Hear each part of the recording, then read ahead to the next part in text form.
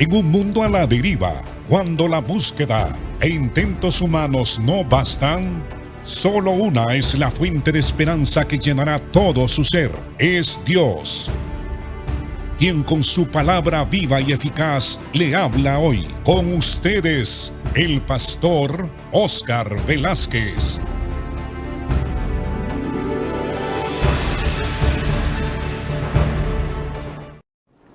Dios le bendiga, amado hermano. Lo felicito a usted y le doy las gracias al Señor porque está atento a estas enseñanzas. Estamos desarrollando el tema el evangelismo y el pecado humano. He escogido este título de estas enseñanzas porque cuando evangelizamos y comunicamos la gracia del Señor y el evangelio, es necesario que nosotros hablemos del principio, cómo entró el pecado al mundo, porque Jesucristo vino al mundo para resolver el problema del pecado. El pecado produce muerte espiritual y muerte física, como lo hemos estado analizando en la anterior enseñanza. Pero también el pecado produce condenación en el día del juicio final, cuando los seres humanos comparezcan delante de Dios y sean juzgados según sus obras. Las Escrituras dicen que el que no se halló inscrito en el libro de la vida será lanzado al lago de fuego que arde eternamente con azufre, y allí será el lloro y el crujir de dientes de todos aquellos que murieron rechazando la gracia de Dios y el evangelio de Jesucristo. Y una de las maneras de persuadir a la raza humana de que crea en Cristo y se arrepienta de sus pecados es que tenga claro cómo entró el pecado al mundo y las consecuencias que han venido a través del pecado a toda la raza humana. Estábamos hablando precisamente de esto en la enseñanza anterior. Estábamos hablando de los juicios que cayeron sobre Eva, sobre Adán y sobre Satanás. Las consecuencias del pecado, que son muerte espiritual, estar separado de la presencia de Dios, y la muerte física, que es la separación del alma con el cuerpo, y también de la muerte eterna, que la Biblia le llama la segunda muerte, cuando los seres humanos sean juzgados en el gran trono blanco y lanzados a un lago de fuego que arde con azufre. Esas son las consecuencias, pero hay otras consecuencias. Los efectos de la caída de Adán sobre todo el género humano. El pecado de Adán, el pecado de Adán fue desobedecer el mandato de Dios y comió del árbol que Dios dijo que no comiera. Ese pecado fue imputado a toda la raza humana, Ese pecado distorsiona la naturaleza humana, y ese pecado es transmitido a todo ser humano. Por eso David dijo: en pecado me concibió mi madre, hablando precisamente de la consecuencia de ese pecado de Adán, que fue imputado a toda la raza humana, porque estábamos en Adán, dentro de Adán, introducidos en Adán. Y también otra de las consecuencias del pecado es que el pecado es como un veneno, como un cáncer, como una lepra que corroe, que distorsiona, que corrompe la naturaleza humana del hombre. Fuimos creados a imagen y semejanza de Dios, y aunque no hemos perdido totalmente esa semejanza de Dios, está distorsionada. El hombre está impregnado, saturado del pecado. Aunque hagamos actos de nobleza, aún esos mismos actos de nobleza están manchados por el pecado, por el egoísmo. No hay un acto totalmente puro que nosotros podamos hacer. A esto se le llama depravación total. El hombre se ha depravado, se ha corrompido totalmente. Entonces, esta es una de las consecuencias del pecado. No solamente Adán peca, no solamente Adán, el pecado de Adán es imputado a nosotros, sino que el pecado hace que la naturaleza misma de Adán se corrompa. Y como él es el padre de toda la humanidad, cuando él tuvo hijos, como en el caso de Caín, Abel y Set, y los demás hijos que tuvo e hijas, todos ellos ya nacieron con una tendencia al pecado y con una naturaleza corrompida.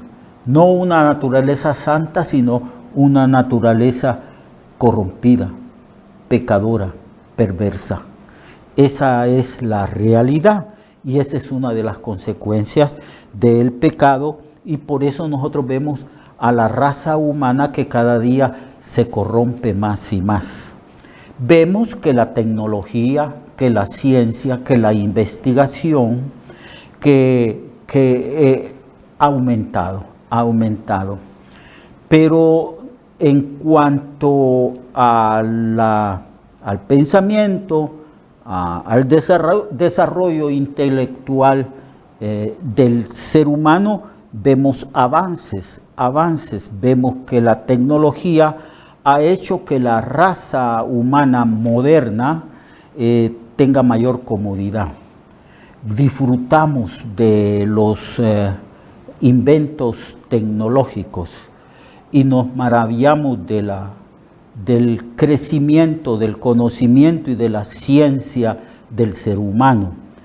Pero también observamos que cada día, a medida que la humanidad se vuelve mayor, más vieja, en la medida en que pasan los años y los siglos y los milenios en la raza humana, vemos mayor corrupción moral. Porque eso no lo puede controlar el hombre, ni se puede el hombre liberar de esa corrupción. Y por eso es que vemos ahora que en muchas naciones y en muchos lugares y parlamentos donde se gestionan nuevas leyes, se legisla leyes para justificar la corrupción, la maldad, la depravación de la raza humana. Entonces, la naturaleza humana se corrompió. Ya el hombre no podía producir o procrear seres humanos a la imagen y semejanza de Dios de una manera santa y pura, sino corrompida. Por eso la Biblia se dice que Adán tuvo hijos conforme a su propia imagen y a su propia semejanza. Una imagen distorsionada, corrompida, depravada. Y los ejemplos que encontramos en la Biblia son llamados ejemplos históricos porque están allí plasmados en las Sagradas Escrituras, que es un libro histórico que nos habla de los tratos de Dios para con el hombre, y están registrados ahí para que conozcamos al hombre y conozcamos también a nuestro Dios. Entonces vemos las consecuencias. No solamente el hombre queda separado de Dios, sino que se produce una fracción, una separación, una distorsión en las relaciones humanas. Caín mató a su hermano Abel. ¿Y por qué lo mató? Pregunta Juan en Primera de Juan. Porque Caín era del maligno, porque Caín estaba enojado, porque la ofrenda de Abel, su hermano, había sido una ofrenda agradable delante de Dios, y la ofrenda de Caín no fue agradable a Dios. Y entonces Dios habló con Caín en el capítulo 4, verso 1. Dice que Adán conoció a su mujer Eva y dio a luz a Caín. Y ella dio gracias a Dios porque le había concedido un varón. Y después le dio a luz a Abel. Abel fue pastor de ovejas, Caín labrador de la tierra. Y trajeron en el andar del tiempo, trajeron una ofrenda a Dios. Y Abel trajo también de los primogénitos de los animales y lo más gordo de ella. Y miró Jehová con agrado a Abel y a su ofrenda, pero no miró con agrado a Caín y la ofrenda suya. Pero debemos de tener en cuenta que estas expresiones que encontramos aquí hablan de lo más íntimo, de las intenciones, de los motivos que movieron tanto a Caín como a Abel para acercarse a Dios y ofrecer una ofrenda. Y dice que a causa de que la ofrenda y la persona de Abel agradaron a Dios, decayó el rostro de Caín. Entonces dice, ¿por qué te has ensañado? ¿Por qué ha decaído tu semblante? Si hicieres el bien, ¿no serás enaltecido? Entonces, esta expresión, esta pregunta, si tú haces el bien, ¿no serás alabado, enaltecido y aprobado? Es lógico que si usted y yo hacemos el bien, seremos aprobados por Dios, enaltecidos por Dios y recibiremos alabanza misma de Dios y de los hombres. Aquí está hablando entonces de lo que era Caín en su interior y que Juan en su epístola dice que Caín mató a su hermano Abel. ¿Y por qué lo mató? Pregunta Juan. Porque Caín era del maligno, estaba bajo el maligno, bajo el poder del maligno. ¿Y cómo es que estaba bajo el poder del maligno? Era porque él no hacía el bien. Dios mismo está hablando con él y le dice, si hicieres el bien, ¿no serás enaltecido?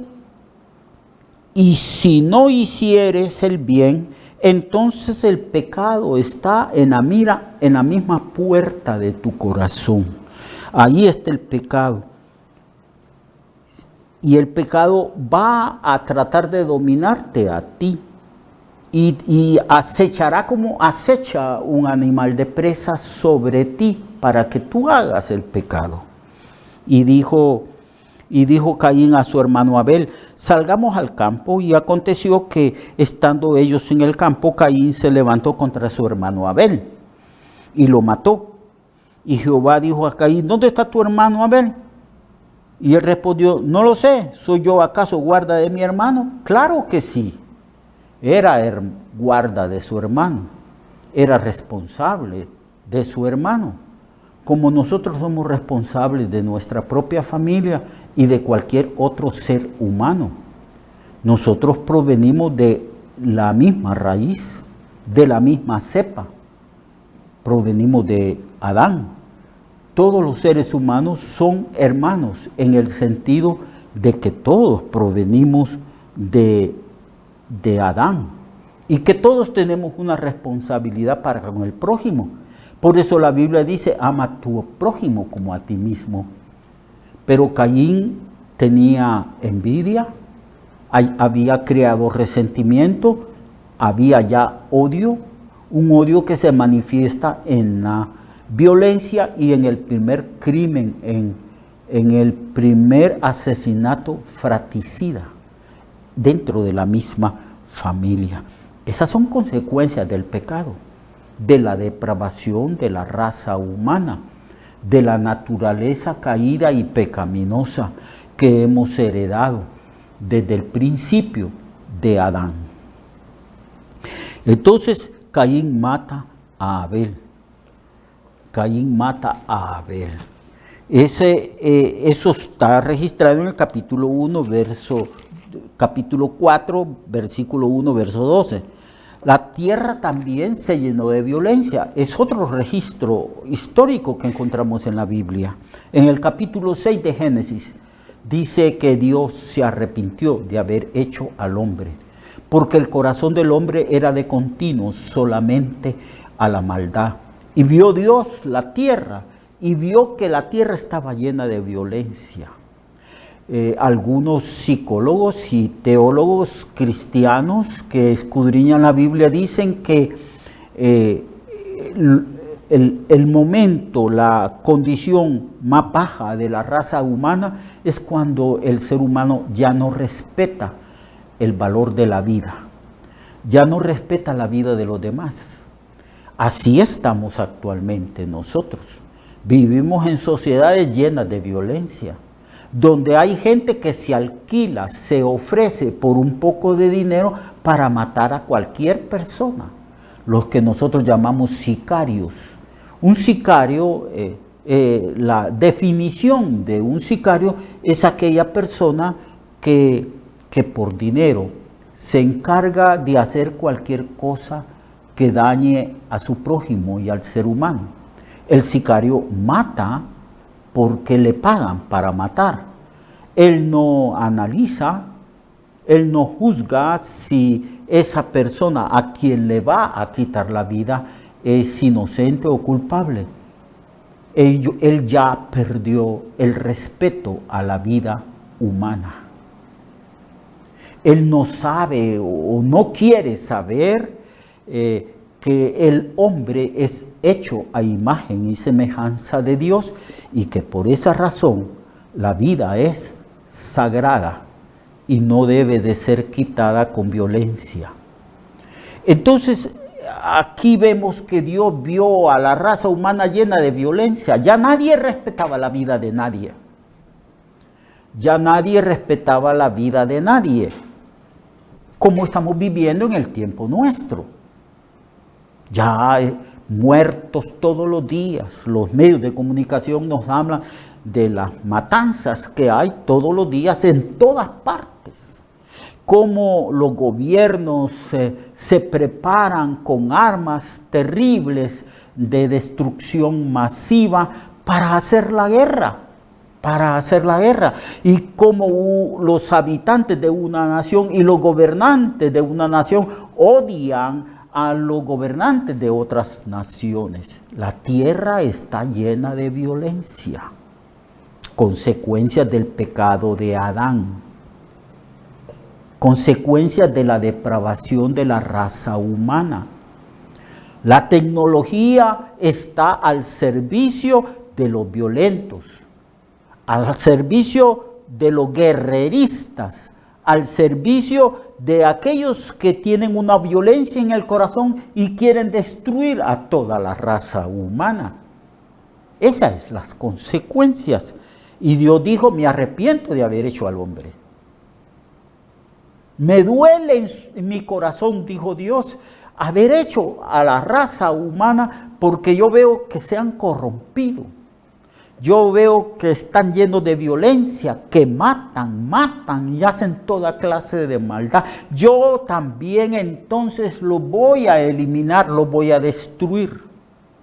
Y es ahí donde viene el juicio universal sobre la raza humana que se llama el diluvio universal. Dios hizo llover 40 días y 40 noches con grandes torrentes sobre la raza humana. Destruyó vegetación, los animales que no tenían la culpa. La tierra y la vegetación que no tenía la culpa. Pero el juicio cayó sobre todos y sobre la raza humana, y solo Noé, su esposa, sus 3 hijos y las esposas de sus 3 hijos pudieron salvarse porque entraron en fe en el arca. Noé se constituyó en heredero de la justicia divina. Cada golpe, cada martillazo, cada vez que se ruchaba un tronco y lo colocaba para construir el arca, era un testimonio de que vendría un juicio sobre la raza humana y el mensaje era el mismo: arrepiéntanse, conviértanse, aparten de sus malos caminos. Pero nadie quiso entrar en el arca, excepto Noé y su familia. Entonces, he ahí pues otro registro histórico de la corrupción, de la maldad y de las consecuencias del pecado del hombre, que fue introducido a causa de la desobediencia y de la tentación de Satanás. Porque Dios no hizo al hombre corrompido, lo hizo a su imagen y a su semejanza, y Dios dio su veredicto diciendo que era bueno en gran manera. Lo hizo santo, justo, limpio, puro. Eso fue lo que hizo Dios. Pero el hombre se corrompió a causa de la desobediencia y a causa de la tentación de Satanás. Eso tenemos que enseñarlo, hermanos. Cuando estamos evangelizando tenemos que persuadir a la gente que Dios no es autor del pecado y que Dios no hizo al hombre tal como el hombre es actualmente, sino que el hombre se ha corrompido, se ha depravado. Está lleno de violencia, está lleno de maldad. El hombre ya deliberadamente dice: Dios no existe. Rechaza a Dios como su creador. Rechaza totalmente aquello que es puro y santo. Y se solaza, se alegra y se complace en el pecado. Vamos, amados hermanos y hermanas, a seguir hablando de esto. Usted tiene que poner atención, porque cuando usted esté platicando con la gente, evangelizando, usted tiene que hablarles del pecado. Y también tiene que hablarles de Cristo. Tiene que hablarles de cómo Jesús resuelve el problema del pecado, anula el poder del pecado sobre los que creemos en Él, y cómo Dios nos libra del juicio, de la condenación eterna a través de la obra redentora de Jesús. De esto vamos a seguir hablando en la próxima ocasión, es decir, mañana seguiremos hablando de estas cosas, de esta enseñanza que se intitula El evangelismo y el pecado humano. Dios le guarde a usted, a su familia, les bendiga y les proteja de todo peligro, les libre de toda tentación y de las tentaciones y ataques del maligno. Hasta luego. Dios esté con todos ustedes. Amén. Recuerde que su vida puede cambiar y mejorar, porque la palabra de Dios es viva y eficaz, y más cortante que toda espada de dos filos. Hebreos 4:12. Nuestra oración y deseo es que esta palabra predicada lleve mucho fruto. Le esperamos en el próximo programa, a esta misma hora y en esta misma estación. Esta es una producción de Ministerios Reflexionarte, en colaboración con Cirkenu Network. Sus comentarios son bienvenidos. Escríbanos al correo reflexionartehn@gmail.com o al 504-9802-6186. 504-9802-6186.